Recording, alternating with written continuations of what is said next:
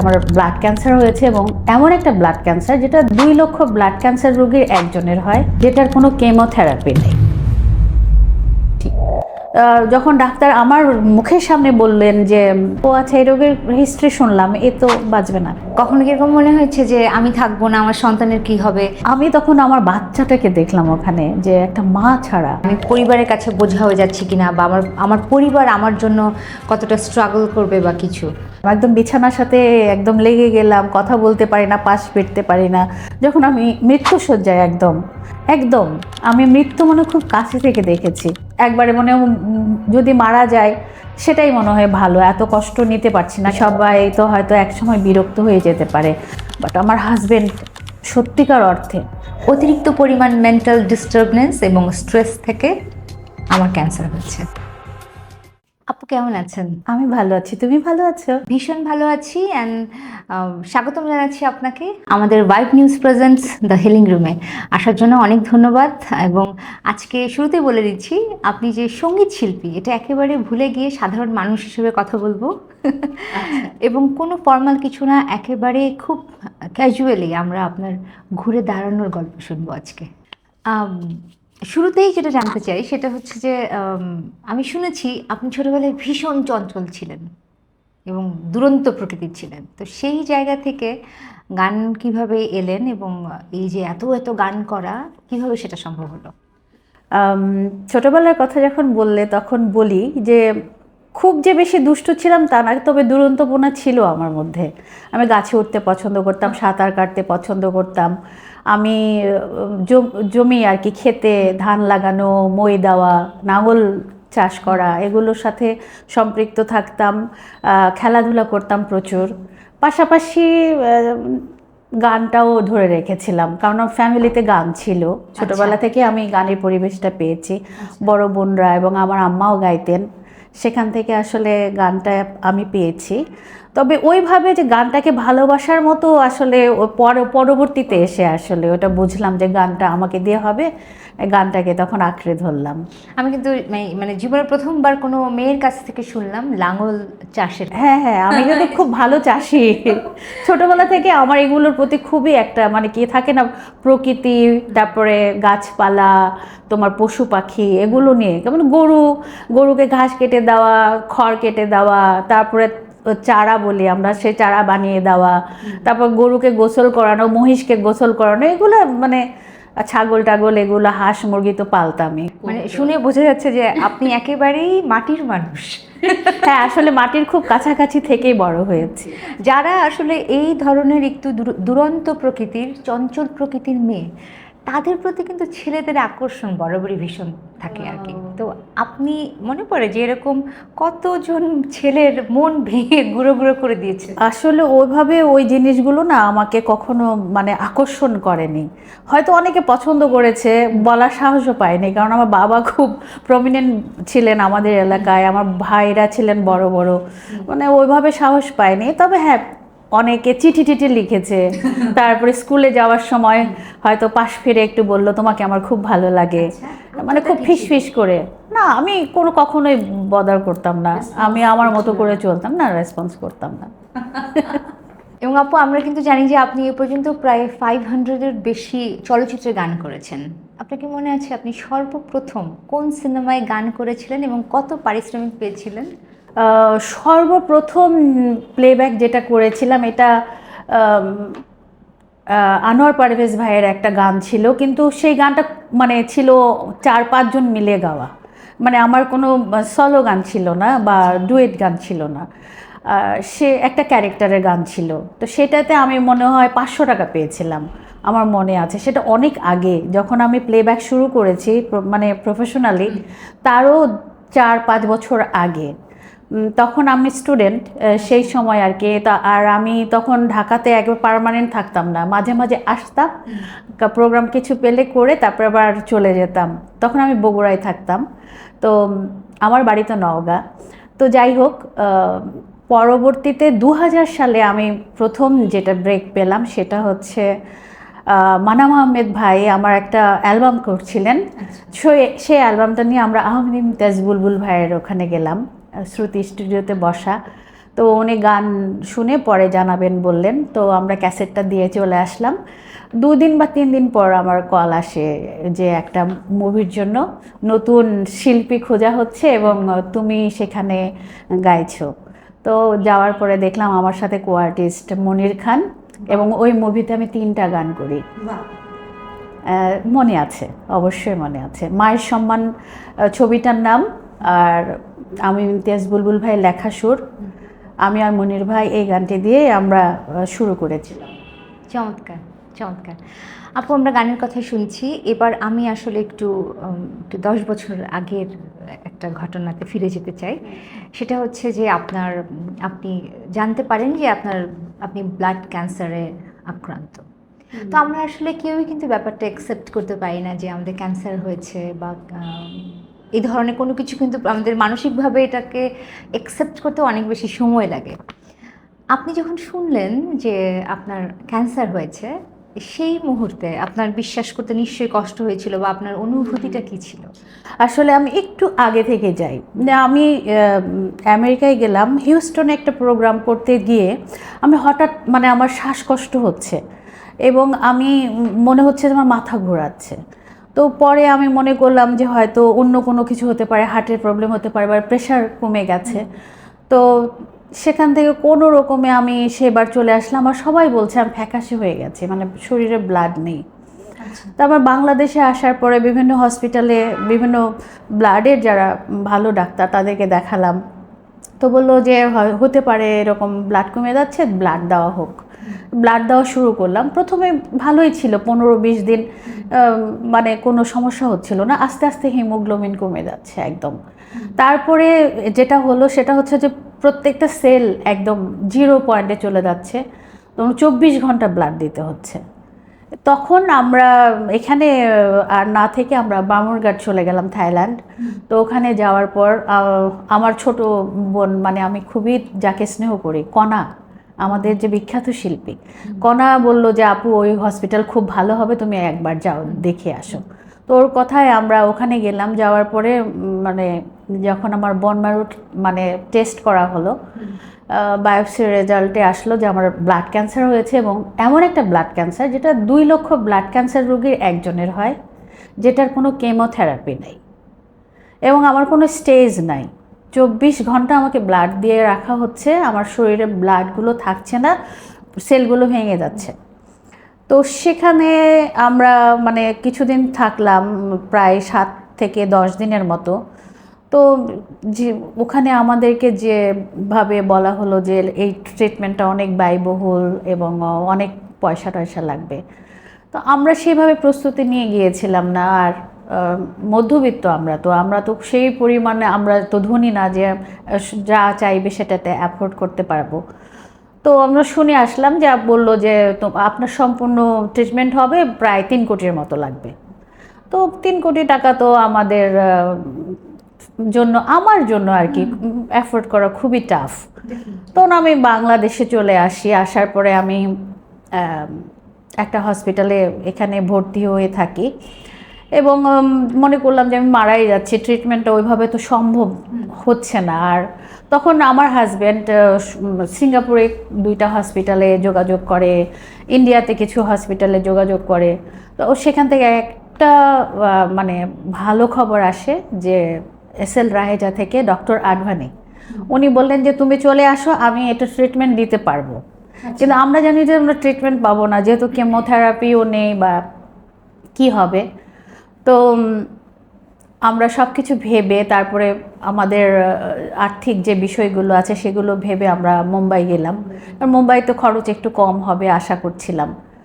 তো এর মধ্যে তো আমি প্রায় সবার কাছে অ্যাপিলই করলাম যে আমার এত টাকা তো নেই, আমি ট্রিটমেন্ট করতে চাই। তখন আমাদের সঙ্গীত পরিবারের সবাই আমাকে খুব ভালোভাবে সহযোগিতা করেছে সব দিক থেকে। যেমন আমার ব্লাড লাগতো প্রত্যেক দিন 6 থেকে 7 ব্যাগ, তার মধ্যে প্লেটিলেট লাগতো 2 ব্যাগ, রেড সেল লাগতো, এরকম ভাগ ভাগ করে সেগুলো দেওয়া। তারপরে হচ্ছে তোমার আরও যেগুলো তোমার সাপোর্ট লাগে এবং মানি যেটা, সেটাও আমাকে সবাই মিলে, আমাদের জেনারেশনের, আগের জেনারেশনের সিনিয়ররা সবাই খুব সম্মিলিতভাবে আমাকে, তারা আন্তরিকভাবে আমাকে হেল্প করেছিল এবং আমি সেই সাহসেই বাইরে গেলাম এবং আমার পরিবারের লোকজনরাও আমাকে প্রচুর হেল্প করেছিল। আমার যেটা প্রথমত যেটা মনে হয়েছে যে আমি প্রথম দিকে যেটা মনে করেছি যে আমি ব্যাক করব, মানে মনের জোরটা আমার অনেক বেশি ছিল, অনেক বেশি। যখন ডাক্তার আমার মুখের সামনে বললেন যে তুমি তো 20% এরকম যে তুমি ব্যাক করতে পারো, যদি তোমার একটা অ্যান্টিবডি ইনজেকশন কাজ করে তাহলে 50% হতে পারে। আর তখন আসলে মানসিকভাবে না আমি একটু মানে হেলে গিয়েছিলাম যে কি হবে কি হবে, বাট একটু আমি স্ট্রং হওয়ার পরে বললাম যদি আমার ওই অ্যান্টিবডিটা কাজ করে তাহলে হয়তো আমি চিকিৎসা নিলে ভালোও হতে পারি। তো পজিটিভলি নিলাম বিষয়গুলো যে আমি ফাইট করব। তো আমার ওই শক্তিটাই না আমি দেখলাম যে পরবর্তীতে আমাকে খুব উৎসাহিত করতো যে আমি কাম ব্যাক করবো এবং আমি পারবো, আমি মেডিসিন নিতে পারলে আমি আবার ফিরে আসবো। এবং বাচ্চাটার মুখে গিয়ে তাকাতাম, আমার বাচ্চাটা খুব ছোট ছিল তখন, ওর 5.5 বছর ছিল। তো ওকে দেখতাম আর আমার বাঁচার আকুতিটা আরও বাড়তো। তো আমরা ইন্ডিয়াতে যাওয়ার পরে সব ধরনের মানে সহযোগিতা পেলাম এবং বোন ম্যারো ট্রান্সপ্লান্টেশনের যে পরিস্থিতি সেটা আমার ছিল না, জন্য রিস্ক নিল না, আমাকে কেমোথেরাপিতেই প্রথমে ওরা এক্সপেরিমেন্ট চালালো আর আমি একটা প্রোটোকল নিয়ে এসেছিলাম ব্রাহ্মণবাড় থেকে, সেটা ওনারা দেখলেন, আবার নতুন করে বায়োপসি করলেন, বোন ম্যারো টেস্ট যেটা বলে, করে তারপরে ওনারা একটা মেডিসিন দিয়ে আমাকে এক্সপেরিমেন্ট করে দেখলেন যে ওটা হচ্ছে না। পরে আর একটা ওরা বোর্ড বসালেন, বোর্ড বসিয়ে আরেকটা মানে কেমোথেরাপি আমাকে অ্যাপ্লাই করা হলো। সেটাতে ওই অ্যান্টিবডি যে ইনজেকশনটা ওটা অ্যাড ছিল, তো সেইটা আমার শরীরে কাজ করলো এবং আমার প্লেটিলেট মানে রেড সেল সবই একটু একটু করে বাড়ছে এবং স্ট্যাবল হচ্ছে। দেন তখন ডাক্তাররা আশ্বস্ত করলেন যে যদি কেমো না নিতে পারে রোগী তাহলে সে সুস্থ হতে পারবে। তো আমি কেমো নিলাম 10টা, আর পাশাপাশি হচ্ছে মেনটেন্যান্স থেরাপি, তার মধ্যে ওই অ্যান্টিবডি ইনজেকশনটা ছিল, ওটা আমি 3.5 বছর 4 বছরের মতো নিয়েছি। আপু আমি আপনার কথাগুলো শুনছিলাম এবং আমার এখনও গুজবাম্প হচ্ছিল, সো আমার ভয়ই পাচ্ছিলাম। আপনি বলছিলেন আপনার সন্তানের মুখের দিকে তাকিয়ে আপনি সাহস পাচ্ছিলেন। এই পরিবারের কথা ভেবে বা সন্তানের ভবিষ্যতের কথা চিন্তা করে কখনো কি ভেঙে পড়েছেন যে আপনি না থাকলে ওর কি হবে, বা এই যে ক্যান্সারের তো প্রথম একটা যে ভয় হয় পৃথিবী ছেড়ে চলে যাওয়া, কখনো কি এরকম মনে হয়েছে যে আমি থাকবো না, আমার সন্তানের কি হবে, বা নানান রকম পারিবারিক যে ভয়গুলো কাজ করে সেগুলো কি হয়েছিল? অবশ্যই, তুমি যেটা বললে ওইটাই আমার হয়েছিল। যখন ডাক্তার আমাকে বললেন যে প্রথমে যে ডাক্তারটা বললেন যে প্রায় 3 কোটির মতো খরচ হবে, তো আমি তো আমার অ্যাবিলিটি জানি, তো আমি তখন ধরেই নিলাম আমার চিকিৎসা এভাবে সম্ভব নয়।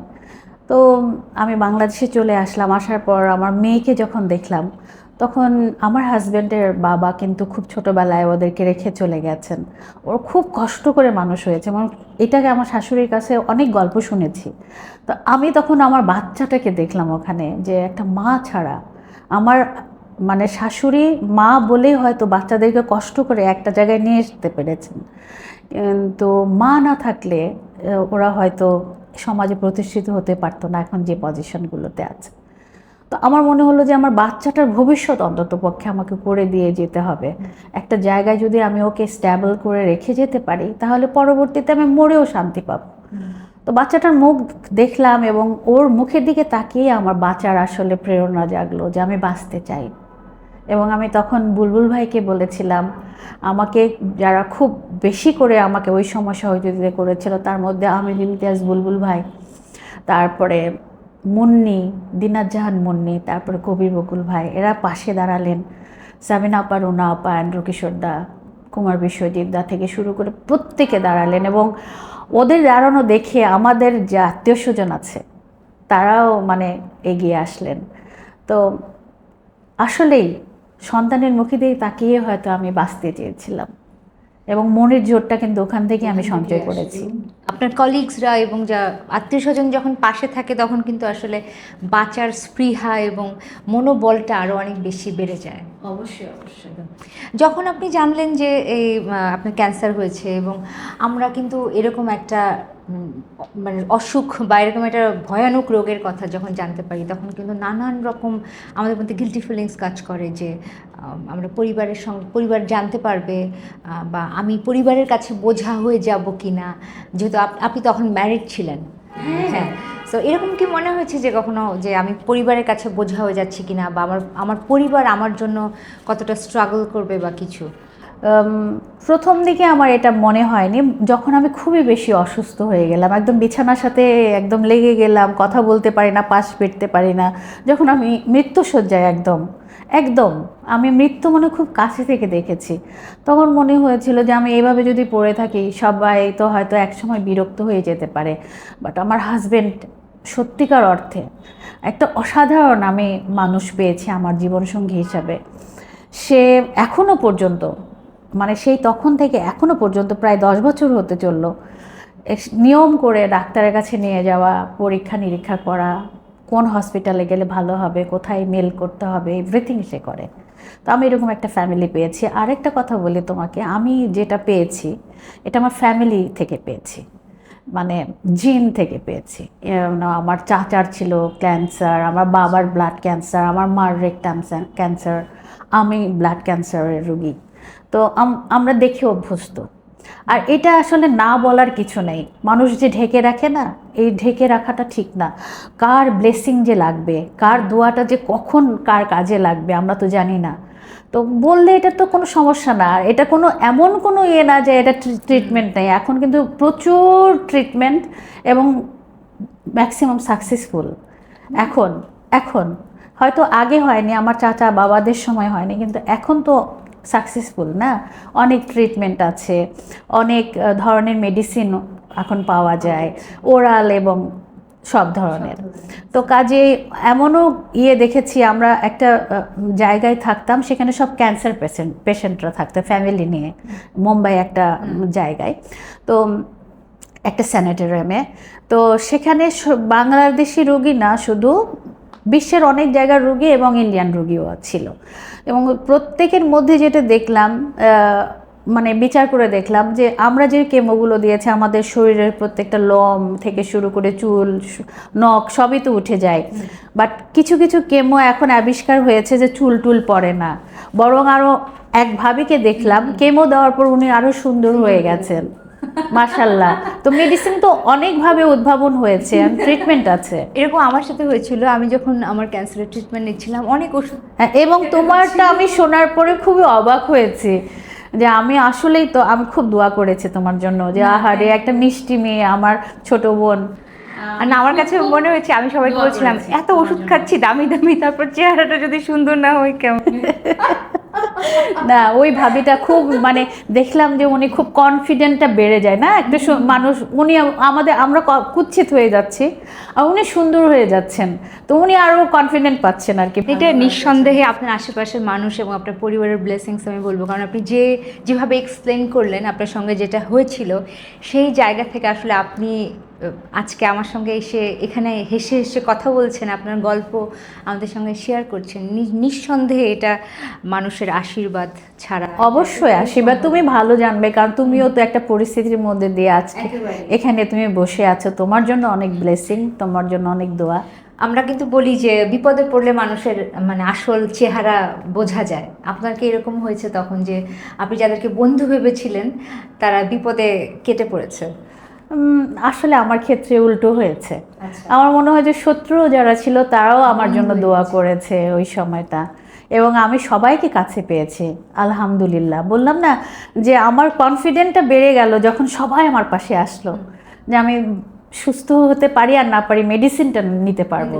হ্যাঁ, এরকম কিন্তু হয় যে আমরা দেখি যে পরিবারের একজন যখন এরকম গুরুতরভাবে অসুস্থ হয়ে যায় তখন কিন্তু পরিবারের এরকম অনেক মানুষ থাকে, তারা ভয়েই আর যোগাযোগ করে না, যে মনে হয় এই ফোনটা ধরলেই বোধহয় বলবে। হ্যাঁ, এরকম তো হয়, হ্যাঁ অবশ্যই হয়। এরকমটা হয়নি, আমার সাথে হয়নি। হ্যাঁ, আমি সেই দিক থেকে লাকি। নিঃসন্দেহে। যখন ব্যাংককে ডক্টররা বললেন যে ইমিডিয়েটলি আপনার চিকিৎসা শুরু করতে হবে এবং আপনি জানেন যে আপনার সেই সামর্থ্য নাই, এই যে একটা মানসিক চাপ, কি মনে হচ্ছিল তখন? যখন উনি অ্যামাউন্টটা বললেন, আমি তো বলেছি তোমাকে প্রথমে, তো আমরা তখন তো ওইভাবে প্রস্তুতি নিয়ে যাইনি। আর আমি তো জানি যে আমার কাছে কি পরিমাণ সেই সময় অর্থ ছিল। তো আমরা বাংলাদেশে ব্যাক করলাম, সেখানে আর ভর্তি হতে পারলাম না। পরবর্তীতে তো আমরা মুম্বাইতে ট্রিটমেন্ট নিলাম। এই তো। আমরা জানি যে আপনি প্রায় 500-র বেশি সিনেমাতে গান করেছেন এবং সেই জায়গা থেকে আপনি একজন প্রতিষ্ঠিত শিল্পী, এবং একজন এরকম প্রতিষ্ঠিত শিল্পীকেও এরকম একটা সিচুয়েশনে পড়তে হয়, এটা কিন্তু অনেকেই বিশ্বাস করতে চায় না। তো সেই জায়গা থেকে কখনো কি আপনার খুব মেন্টালি ডাউন ফিল হয়েছে যে আমি এত কাজ করছি, এত কিছু করছি, তারপরও আমি ফাইন্যান্সিয়ালি স্ট্রাগল করছি? তোমাকে একটু বলি সিথি, সেটা হচ্ছে আমি যখন অসুস্থ হই তখন আমাদের দেশের প্রমিনেন্ট একজন কম্পোজার, উনিও আমার খুব শ্রদ্ধেয় এবং খুব কাছের, উনি লিখলেন যে মানে শিল্পীরা কেন অসুস্থ হলেই হেল্প চাইবে, বা তারা কেন দুস্থ, বা এত শো করে, এত প্রোগ্রাম করে। এবং একটু ইন্টারাপ্ট করি, এটা কিন্তু শুধুমাত্র আমাদের দেশেই হয়। আমাদের দেশেই শিল্পীদেরকে দুস্থ বলা হয় এবং আমাদের দেশের শিল্পীদেরই পয়সা নেয়। এবং এরকম আমাকে, যেমন আমি এখনো তো কাজ করছি, আমাকে এরকম অনেক আমার বন্ধু বান্ধব, আমি তোমাকে একটু ভেতরের কথা বলি, সেটা হচ্ছে আমি অনেক শো করতাম। অবশ্যই আমি অসুস্থতার আগে বললাম না যে আমি মাত্র আমেরিকা থেকে, তার আগে আমি ইটালিতে ছিলাম, ইটালি থেকে আমি তারপরে আমেরিকায় গেলাম, আমেরিকা থেকে ব্যাক করার পর আমি কিন্তু একদম অসুস্থ হয়ে গেলাম, তারপর তো ট্রিটমেন্ট নেওয়ার জন্য বাইরে গেলাম। তো যেটা হলো যে আমি তখন যে পরিমাণ মানে আমার রেমুনারেশন নিতাম, সেটা হয়তো উনি যেভাবে বলছেন সেইভাবে আমি পেতাম না। আমি একটা একটা একটা অ্যামাউন্ট পেতাম, সেটা খুব রিজনেবল একটা অ্যামাউন্ট ছিল। সেটা হয়তো আমি 10টা প্রোগ্রাম করলে অনেকের একটা প্রোগ্রামের সমান। ঠিক আছে, এটা কেন আপনার কাছে মনে হচ্ছে? আমার কাছে মনে হয়েছে না, এটাই রিয়ালিটি, যে তুমি একটা অ্যামাউন্ট নিচ্ছ একটা প্রোগ্রামে, সেটা হয়তো 10 ভাগ করলে আমি একটা অ্যামাউন্ট পাচ্ছি, মানে আমি এত সীমিত অ্যামাউন্ট পাই। আরেকজন হয়তো আরও যে জনপ্রিয়, আরও পপুলার, সে হয়তো অনেক বেশি পায়। তো সেইটার সাথে তুলনা করলে তো হবে না। এখন আমি কি পরিমাণ আর্ন করছি, আমি মাসে হয়তো 30টা প্রোগ্রাম করলাম, কথার কথা, কিন্তু কেউ হয়তো 10টা প্রোগ্রাম করে আমার চেয়ে 4 গুণ বেশি টাকা আর্ন করছে। তো এটা ভাবতে হবে যে শিল্পী ওয়াইজ, বা আমি জানি না এটা কারা বানিয়ে দিয়েছে।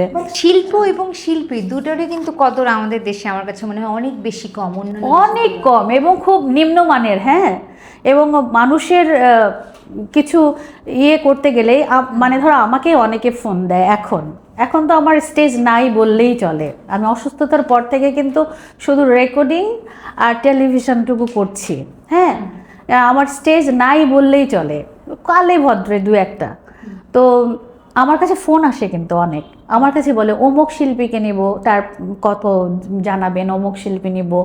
আমার যারা ক্লায়েন্ট ছিল তারা আমাকে ফোন দেয়, কিন্তু কখনো বলে না যে আপনারটা কত, আপনাকে নিতে চাই, এরকম বলে না। এরকম যখন একটা সুন্দর, আপনি একটা টপিকে কথা বলেছেন, এরকম যখন আপনার কাছে ফোন আসে যারা আপনার পুরাতন ক্লায়েন্ট ছিল, যারা আপনাকে ডাকতো একসময় গান করতে, এখন তারা আপনার কাছে ফোন করে অন্য আর্টিস্টের জন্য, তখন আপনার কেমন লাগে? প্রথম দিকে খুবই খারাপ লাগতো সিথি, আমি তো একজন শিল্পী, তাই না, আমার গান গাওয়া আমার প্রফেশন, আর আমি স্টেজে খুবই সাবলীল, আমি খুব স্বাচ্ছন্দ্য বোধ করি স্টেজ পারফর্ম করতে, বা দর্শকদের সাথে একদম সরাসরি একটা সংযোগ।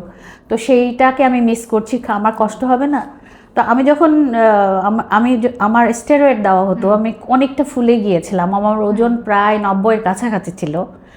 আর সবচেয়ে বড় কথা, সেখান থেকে আমি আস্তে আস্তে আস্তে আস্তে স্বাভাবিক হচ্ছি। তো অনেকে মনে করে আমি গাইতেই পারছি না, হয়তো ডাকছে না জন্য, ক্যান্সার হয়েছিল হয়তো আর গাইতে পারে না, বা থাকে না যে তোমার একটা গুড লুকিংয়ের ব্যাপার, একটা শিল্পীও তো একটা শিল্পর মতোই দেখে। আমি মনে করি যে সুন্দর হবে, ফিগার সুন্দর হবে, যেটা এখন মনে হচ্ছে, এখনকার যেটা মনে হচ্ছে, আমরা যখন কাজ শুরু করেছি তখন এগুলো ছিল না, এত নোংরামি ছিল না।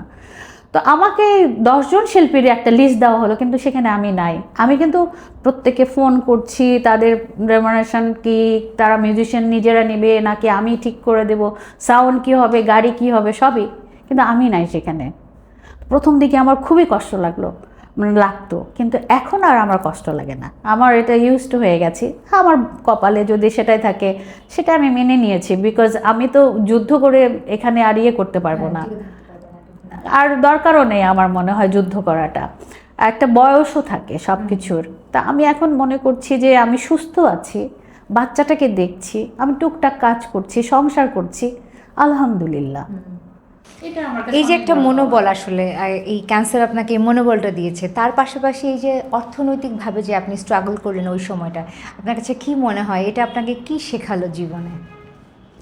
জীবনে একটা জিনিসই আমি যেটা উপলব্ধি করেছি, যে তুমি তুমি সামান্যই আর্ন করো না কেন, সেখান থেকে তোমাকে সেভিংস করতে হবে কিছু একটা অ্যামাউন্ট। তুমি যদি সাপোজ তুমি 10,000 টাকা পাও, তাহলে 5,000 টাকা তোমাকে খরচ করে 5,000 টাকা তোমাকে এক্সট্রা একটা জায়গায় রেখে দিতে হবে ফিউচারের জন্য, যেন কারো কাছে হাত না পাততে হয়, এবং ভবিষ্যৎটা যেন তুমি যখন একটু বয়স হচ্ছে বা তোমার যখন বিপদ আসছে, তখন সেটাকে তুমি কাজে লাগাতে পারো।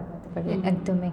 এই যে ক্যান্সার তো একটা ব্যয়বহুল ট্রিটমেন্ট, এর পাশাপাশি তো মানসিক কষ্ট আছেই, এবং আপনার যে গল্প শুনলাম এটা আসলেই কিন্তু ভীষণ একটা দৃঢ় মনোবল বা একটা মনোশক্তি না থাকলে এই জায়গাটা ওভারকাম করা একেবারেই সম্ভব না। তবুও যখন ওই সময়টাতে আপনি ছিলেন, কখনো কি মনে হয়েছে যে না আমি আর পারছি না, এই লড়াইটাতে আমি হেরে যাচ্ছি? হ্যাঁ, অনেক সময় হয়েছে। আমি খেতে পারতাম না, মুখ ভর্তি ঘা থাকতো আমার, আর সারা শরীরে মনে হয় একটা টোকা দিলে আমার শরীর থেকে পানিগুলো ঝরঝর করে বেরিয়ে যাবে, হাতির মতো ফুলে গিয়েছিলাম, এবং হাঁটতে পারতাম না। দুই পাশে ক্র্যাচ দিয়ে বা লাঠি দিয়ে আমি ভর করে করে হাঁটতাম। তো সেই সময়টা আমার মনে হতো যে একবারে যদি মারা যায় সেটাই মনে হয় ভালো, এত কষ্ট নিতে পারছি না, খেতে পারি না, কথা ঠিক মতো বলতে পারি না, হাঁটতে পারি না, চলতে পারি না, ঘুম হচ্ছে না, 3 দিন 4 দিন 5 দিন ঘুম হয় না, অস্বস্তিকর। মানে স্বাভাবিক, তোমাকে যখন একটা মারার জন্য আরেকটা পয়জন ঢোকানো হচ্ছে তোমার শরীরে, তো সেগুলো যখন তোমার শরীর, তো ভালো সেলগুলো তো মারা যায়। তো কাজেই তো মানুষ কিন্তু, আর একটা কথা তোমাকে বলি, যে কেমোথেরাপি সাইড ইফেক্টে কিন্তু ম্যাক্সিমাম ক্যান্সার পেশেন্ট মারা যায়। তো এটা নেওয়াটা, এটা মানে কি বলবো, যুদ্ধের ব্যাপার একটা, মানে বড় একটা যুদ্ধ আমি পার করে এসেছি। তবে ট্রিটমেন্ট আছে, চিকিৎসা আছে, আর মনোবল যদি ঠিক থাকে, তা আমার মনে হয় যে এখান থেকে ফিরে আসা সম্ভব। এবং আমার সাথে, তোমাকে বিশ্বাস করবা, আমার সাথে প্রায় 25-26 জন ক্যান্সার পেশেন্ট ছিল, যাদের ফ্যামিলি নিয়ে থাকতো। তো একটা বন্ধুর মতো একটা রিলেশন হয়ে গেছে, আমরা একটা পরিবার পেয়েছি। মানে এটাও একটা অনেক, আমরা ওই ধরো ছুটির দিনগুলোতে পিকনিক করলাম, একটু খিচুড়ি টিচুড়ি হলো, সবাই মিলে একত্রিত হলাম, মানে ফ্যামিলিও পেয়েছি, মানে ফ্যামিলি পেয়েছে। আমাদের কতগুলো গ্রুপ আছে যারা হয়তো ট্রিটমেন্টের জন্য ভালো ডাক্তার খুঁজছে, অল্প পয়সায় ভালো, বিশেষ করে মুম্বাই টাটা মেমোরিয়াল হসপিটাল কিন্তু অনেক সুন্দর চিকিৎসা এবং ইকোনমি। তো সেইখানের কিছু, তারপরে ভেলোরের কিছু, এই সব জায়গার আমাদের গ্রুপ আছে। ক্যান্সার কিন্তু আপু শুধুমাত্র যে একটা মানে অসুখ, ট্রিটমেন্ট করলেই সেরে যায় এরকম না, এর সঙ্গে কিন্তু আমাদের জীবনের যে দৈনন্দিন জীবনযাত্রা অনেক কিছু কিন্তু পরিবর্তন হয়, লাইফস্টাইলের বিভিন্ন রুলস, এবং আমরা খুব ডিসিপ্লিন হয়ে যাই কিন্তু। একদম একদম। কি মনে হয়েছে যে এমন কি কোনো হ্যাবিট বা এমন কোনো বিশেষ পরিবর্তন আপনার জীবনে এখন হয়েছে যেটা মনে হয় যে এটা যদি আরও আগে আমি করতে পারতাম তাহলে আজকে আমার এরকম হতো না? আসলে আমি তো অনিয়ম করেছি, ঘুমটা, রাত জাগতাম প্রচুর, যার কারণে হয়তো এই জিনিসটা হতে পারে। আসলে কোথা থেকে হয় সেটা তো আসলে কেউই জানে না। আমি যেরকম ডাক্তাররা আমাকে অনেক অ্যানালাইসিস করে লাস্টে বলতে বাধ্য হলো যে আমার যে ফ্যামিলি ব্যাকগ্রাউন্ড, আমি তো ফ্যামিলি থেকেই পেয়েছি। তারপরেও ঘুমের বিষয়টা আমার একটু পরিবর্তন হয়েছে, আমি টাইমলি ঘুমানোর চেষ্টা করি। তারপরেও এখনও অনেক সাইড ইফেক্ট তো জানোই মেডিসিনের, কেমোথেরাপির। আমি এখানে একটা বিষয় শেয়ার করতে চাই, এটা ফর দ্য অডিয়েন্স যারা দেখছেন।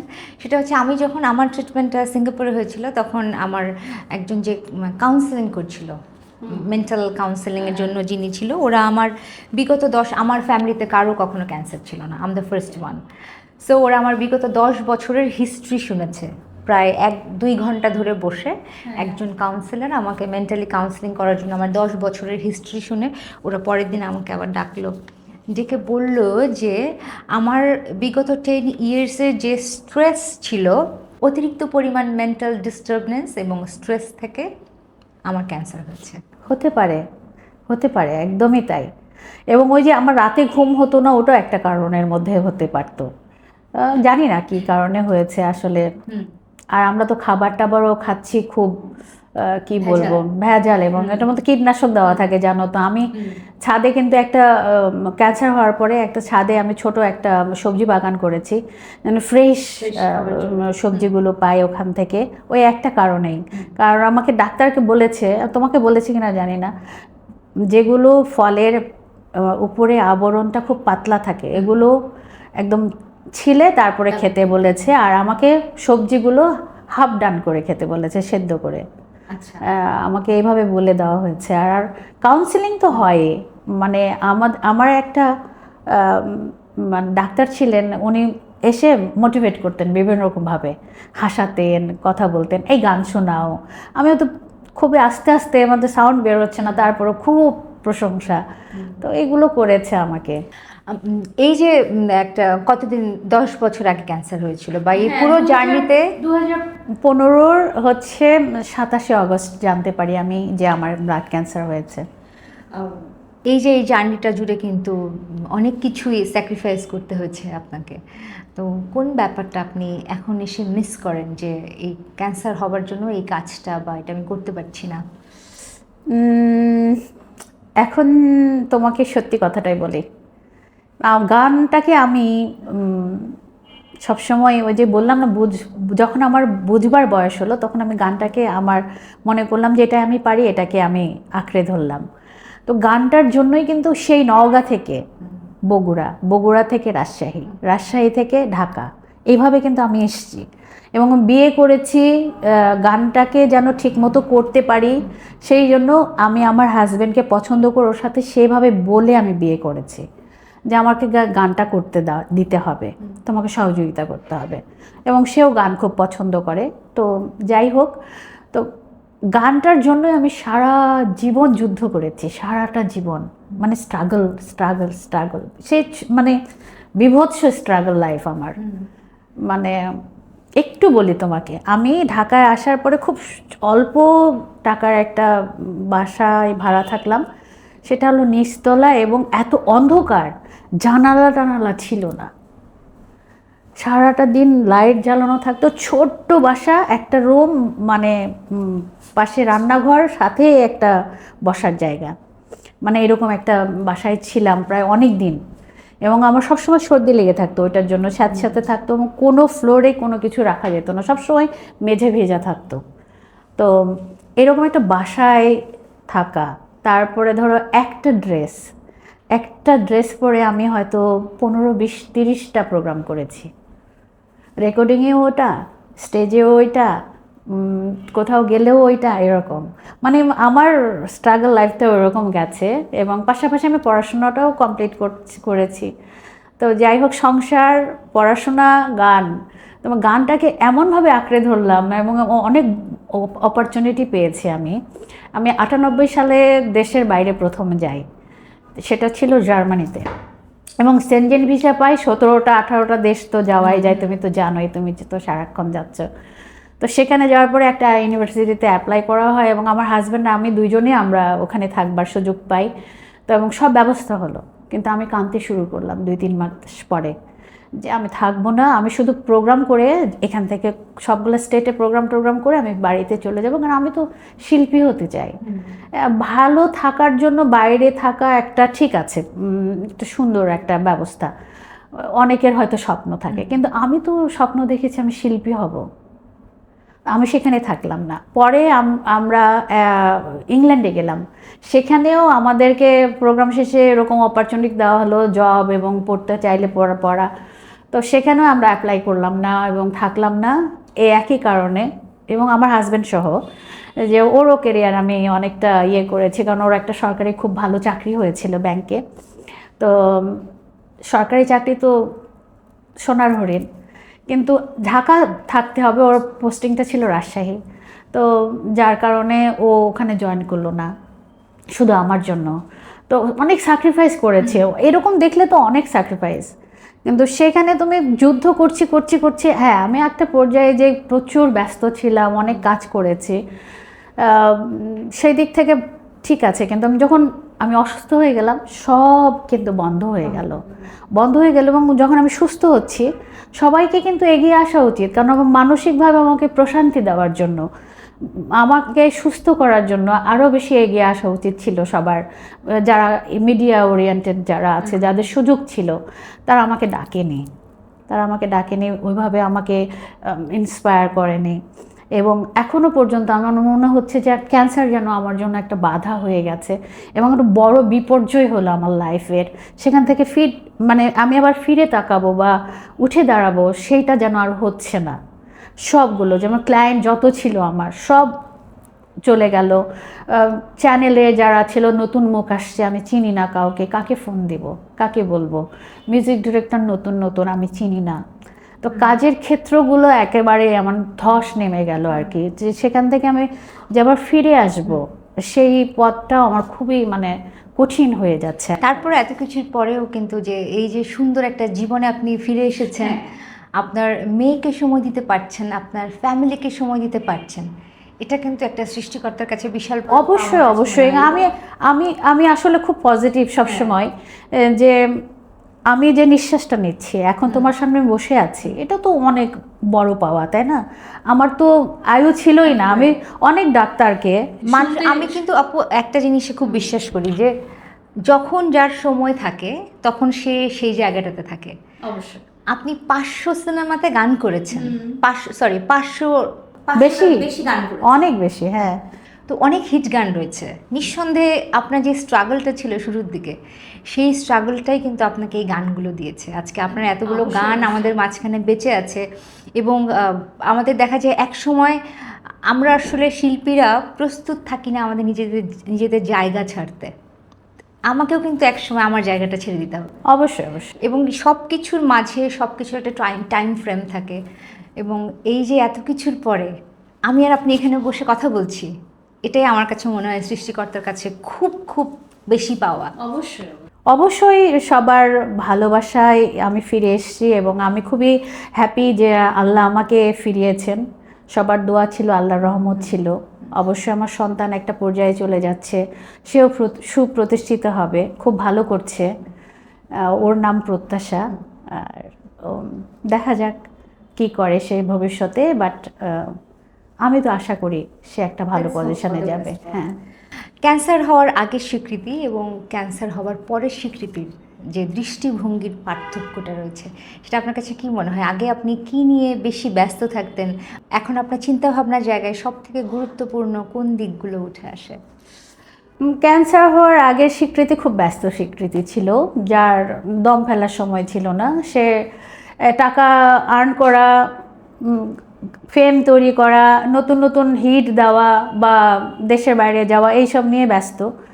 আর ক্যান্সারের পরের স্বীকৃতি খুব সাদামাটা, খুব সাধারণ, চাওয়া পাওয়া খুবই ছোট। আমি বলবো যে এখনকার স্বীকৃতি অনেক বেশি ভালো, বেটার। অবশ্যই। সেটা কি আপনার জীবনটা এখন যেরকম হয়েছে সেজন্য, নাকি সব থেকে বড় পরিবর্তন কি এসেছে যার জন্য আপনার কাছে মনে হয় এখনকার জীবনটা বেটার? সবচেয়ে বড় পরিবর্তন হচ্ছে আশা আকাঙ্ক্ষা যেটা ছিল যে অনেক কিছু পেতে হবে, সেই জিনিসটা আমি মনে করেছি যে এখন আমি যে অবস্থানে আছি আলহামদুলিল্লাহ, এখন আমার চাওয়া পাওয়া খুবই সামান্য, খুব সিম্পল। এটাই আমার অনেক মানে পরিবর্তন হয়েছে আমি মনে করি। আপু অনেক কিছু শুনলাম, সব শেষ আমি যেটা আপনার কাছ থেকে আজকে জানতে চাই, আপনি শুরুর দিকেই বলছিলেন যে অনেকেই প্রকাশ করতে চায় না তাদের ভেতরের কথা বা তাদের অসুস্থতার কথা।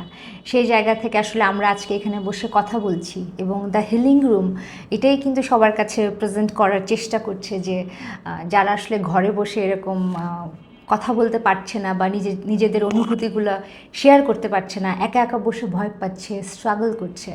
ক্যান্সার তো নিঃসন্দেহে একটা ভীতিকর রোগ। সো আপনি সেটা বলছিলেন, সেই জায়গা থেকে যারা আসলে আজকে আমাদেরকে এখানে শুনছে, আপনার যে এই যে আজকে হাসি মুখে একজন স্বীকৃতি, এই 10 বছর ধরে এই ক্যান্সারের সঙ্গে যুদ্ধ করে এটা আমাদের সঙ্গে বসে আছে, এটা ঘুরে দাঁড়িয়েছেন আপনি, সেটার জন্য তাদেরকে কি বলবেন? প্রথমত বলবো ক্যান্সার কোনো খারাপ কিছু নয়। প্রথম আগের দিকে মনে করা হতো ক্যান্সার মানে একটা খারাপ জিনিস। ভয়ের তো বটেই, যেহেতু চিকিৎসা ছিল না সেই সময়, তো মেডিসিন তৈরি হয়নি ওইভাবে, প্রযুক্তিও আসেনি এখন যতটা ভালো ট্রিটমেন্ট পাওয়া যায়। তো এখনও অনেকের মধ্যে ধারণা আছে ক্যান্সার মানে খুব খারাপ জিনিস, ক্যান্সার মানে সমাজ থেকে একটা অচ্ছুত একটা ভাব বা একটা খারাপ অনেক ধারণা আছে। যেমন আমার যখন ক্যান্সার হয়েছিল আমাকে এরকম অনেক কথা শুনতে হয়েছে, ও এত পাপ করছে ক্যান্সার হবে না। হ্যাঁ, আমাকে তো অনেকেই লিখে যে আপনার ক্যান্সার হয়েছিল, অনেক পাপ টাপ করেছেন, তো এখন আল্লাহ আল্লাহ করেন, হ্যাঁ হিজাব টিজাব পড়েন। আসলে এরকম কিছু না, অসুখ বিসুখ তো আল্লাহরই দান এবং আল্লাহ তো ভালো যারা বান্দা তাদেরকে পরীক্ষা করার জন্যই অসুখ বিসুখ দেন। পজিটিভলি নিয়ে আমরা সব কিছু অবশ্যই আল্লাহর কাজ করি, সেটা তো আর বলে। আচ্ছা বাইকটা কথা বলি, পাপ মানে কিন্তু আমি বোঝাতে চেয়েছি যে আমার এরকম শুনতে হয়েছে যে এই যে গান করি, হ্যাঁ হ্যাঁ গানটাই তো আমি বললাম, হ্যাঁ বিশাল বড় পাপ, সবার সামনে স্ক্রিনে যাচ্ছি, একটু ফ্যাশনেবল কাপড় চোপড় পরছি, তার মানে আমি জঘন্য রকমের খারাপ কেউ। এবং না আমাকেও এই ধরনের কথা অনেক শুনতে, সেটার জন্য প্রায়শ্চিত্ত আমি ওগুলোকে কখনোই আমি নেগেটিভ কোনো কিছুই আমি এখন আর গ্রহণ করি না, আমি সবসময় পজিটিভ থাকার চেষ্টা করি। আর ক্যান্সার মানে কোনো খারাপ কিছু নয়, এটা হতেই পারে, এটা এক ধরনের অসুখ, সব অসুখের মতো একটা অসুখ।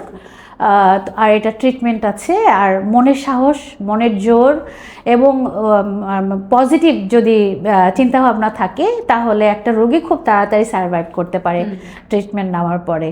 এবং পরিবারে যারা আছেন তাদেরকেও বলবো যে কারো যদি ক্যান্সার হয় তাকে খুব হাসি খুশি রাখার চেষ্টা করবেন, মানে কোনো চিন্তাভাবনা এবং স্ট্রেসের মধ্যে যেন না থাকে সে। এরকম পরিবেশ দিলে সে মেডিসিনের সাথে সাথে মানসিকভাবেও অনেক উৎফুল্ল থাকবে এবং একটা সুন্দর জীবন যাপনের জন্য আগামী পাবে। তো সবাই আপনারা ক্যান্সারকে ওইভাবে হেয় প্রতিপন্ন করবেন না বা ভয় পাওয়ার কিছু নেই, আপনারা পজিটিভলি নেবেন। অসুখ তো সব ধরনের হয়, এখন তো আমাদের মনে হয় ক্যান্সারের চেয়ে কিডনির অসুখটা খুব বেশি ছড়িয়ে গেছে এবং এটার ট্রিটমেন্টও খুব মানে ব্যয়বহুল এবং ভয়াবহ। আর ম্যাক্সিমাম যে ডায়ালাইসিসের পরে যে তারা বেঁচে ফিরবে এরকম তো না, কিন্তু ক্যান্সার কিন্তু ভালো হয়। আগে এমনও আছে যেরকম মেয়েদের ব্রেস্ট ক্যান্সারের বিষয়টা, আমি যেহেতু অনেক রোগী দেখেছি, অনেক সাকসেসফুল এখন, মানে 80%, মানে 75-80% সুস্থ হয়ে যায় রোগী। তো আরেকটা জিনিস হচ্ছে আমি যেটা বলবো যে প্রত্যেক 6 মাসে না পারলেও বছরে একবার ফুল বডি চেক আপ করাবেন সবাই, এবং ডাক্তারের পরামর্শ নিয়ে আপনারা চলবেন। সুস্থ থাকতে গেলে একটু কিছু তো জিনিস আপনাদেরকে একটু ফলো করতেই হবে, একটু সচেতনও থাকতে হবে। প্রত্যেকটা অসুখ যদি শুরুর দিকে ধরা পড়ে সেই জিনিসটা খুব ইজি হয়ে যায়, মানে ভালো হবার ক্ষেত্রে, হ্যাঁ সেরে ওঠার ক্ষেত্রে। তো আমি সবাইকে বলবো যে আপনারা একটু 6 মাসে না পারলেও বছরে একবার ফুল বডিটা চেক আপ করাবেন, এবং যেটাই হোক না কেন, যে কোনো অসুখই হোক না কেন, সেটাকে ফাইট করার মতো পজিটিভ একটা মনোবল তৈরি করবেন নিজের ভেতরে। আপু মানে ডক্টরদের সঙ্গে এমন কি কখনো হয়েছে যেটা আসলে যেই ডক্টরের এক্সপ্রেশন বা তার অ্যাডভাইসগুলো আপনাকে অনেক বেশি আরও বেশি ভয় পাইয়ে দিয়েছে? হ্যাঁ, হয়েছে এটা। এটা আমি ফেস করলাম বাংলাদেশে যখন আসলাম। আমি একটা হসপিটালে ছিলাম প্রায় 21 দিনের মতো, কারণ আমাকে 24 ঘন্টা ব্লাড দিতে হতো। তো হয়তো আমার ডাক্তার না, কিন্তু অন্য কোনো ডিপার্টমেন্টের ডাক্তার আমাকে দেখতে আসলো, যেহেতু আমাকে সবাই দেখতে যাচ্ছে। তো যেখানে খুব সেলিব্রিটিরা আসে সেখানে সবার আকর্ষণ থাকে, তো রুগী থেকে শুরু করে সবাই আসার চেষ্টা করছে। আমি একটা কেবিনে ছিলাম, তো এসেই বলে, ও আচ্ছা, এই রোগের হিস্ট্রি শুনলাম, এ তো বাঁচবে না, এ তো বাঁচবে না। তো আমার আত্মীয় স্বজনকেও বলা হচ্ছে, আমাকেও বলা হচ্ছে। তো আমি এমনি তো মারা যাচ্ছি, আমি মনে করছি যে আমি তো মারাই যাচ্ছি। তো তারপরে যেন মনে হচ্ছে যে মরার উপরে আমাকে খাড়া দেওয়া হচ্ছে আরও মৃত্যুর জন্য। তো মরার আগে মেরে ফেলা তো ঠিক নয়। এটা আমি জানি না কোন ধরনের মানসিকতা। ডাক্তাররা তো আমাদের কাছে অনেক সময় কি হয় যে সবচেয়ে ভরসার জায়গা, আমরা তাকেই বেশি ট্রাস্ট করি না। তো তারা যদি একটু পজিটিভ হয় তাহলে একটা রোগীর জন্য সেরে ওঠা আরও বেশি সহজ হয়। আমি এমন অনেক ডক্টর দেখেছি যাদের কাছে শুনেছি যে যাদের কাছে গেলেই নাকি রোগী ভালো হয়ে যায়। হ্যাঁ হ্যাঁ, আমার একটা ডাক্তার আছেন, রুকনুজ্জামান স্যার, ওনার নাম বললামই। উনি ক্রিসেন্ট হসপিটালে বসেন। তো আমার যদি কিছু হয়, আমি না সবাইকে দেখানোর পরেও আমি ওনার কাছে একবার যাই, কারণ ওনার মুখটা দেখলে আমি ভালো হয়ে যাই। এরকম মানে এত এত খারাপ ডক্টরদের মধ্যে কয়েকজন ভালো ডক্টররাও আছে। অবশ্যই অনেক ভালো ডাক্তার আছে, এবং আমি অনেক ভালো ভালো ডাক্তার পেয়েছি জন্যই তো আজকে সবার সামনে। ডেফিনেটলি। হ্যাঁ।